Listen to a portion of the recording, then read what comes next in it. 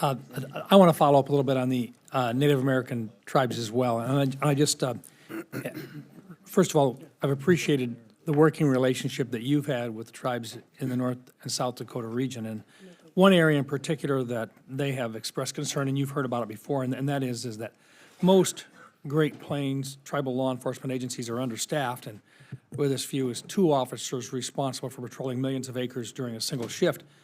They've come up with a recommendation. They'd like to be able to hire more law enforcement officers, but part of the challenge is that in order to get them set up, they've literally got to travel to New Mexico to get trained. And tribal law enforcement leaders often point to that as being one reason why there's a shortage, because most of these young people coming into that profession don't want to go that far away for 6 months at a time.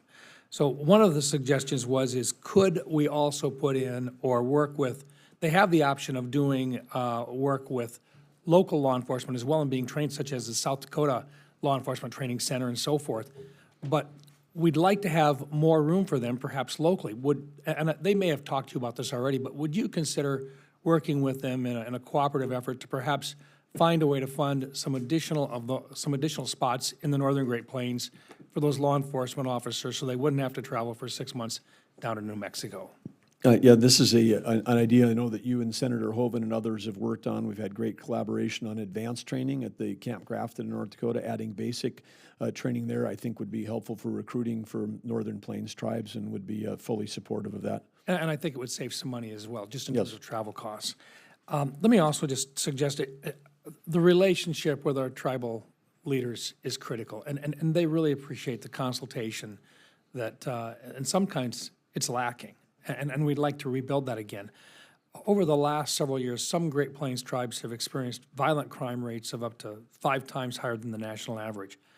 Tribal leaders have indicated that despite their efforts, these rates remain alarmingly high. Several have proposed establishing a cross-jurisdictional commission to directly address violent crime. This proposed body could include relevant officials from the Department of the Interior and the Department of Justice. So not just such as you and another secretary, but to have a built-in program where your folks could meet with their folks on a regular basis.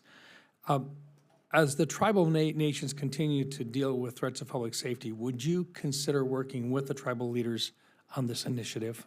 Yeah, absolutely. I think it would really add a lot, and I think we'd get a lot of stuff done in a short period of time with that type of a joint commission type approach. Thank you.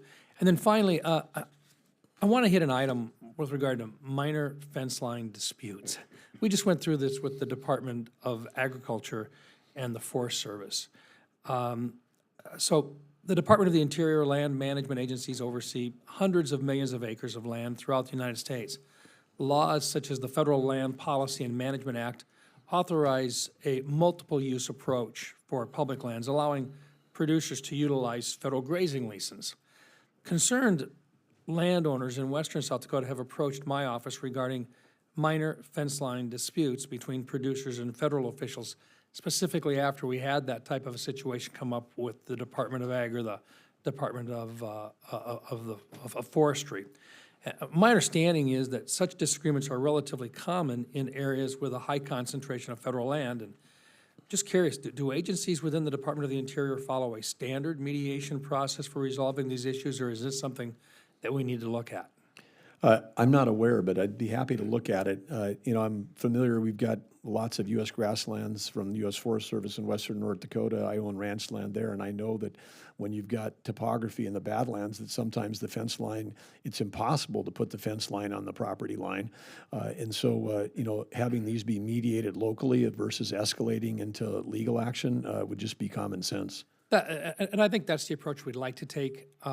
These farmers and ranchers have been on that for years. It's been back and forth, and most recently with the ability to do fence lines more accurately. Now we're finding pros and cons in terms of acres that may be on one side of a fence or on the other side of the fence either way, and rather than ending up in court, it seems to me that a mediation process would be a lot better way to approach these. And I would just appreciate your assistance if we can put that together for the Department of the Interior if it does not already exist. That'd be great.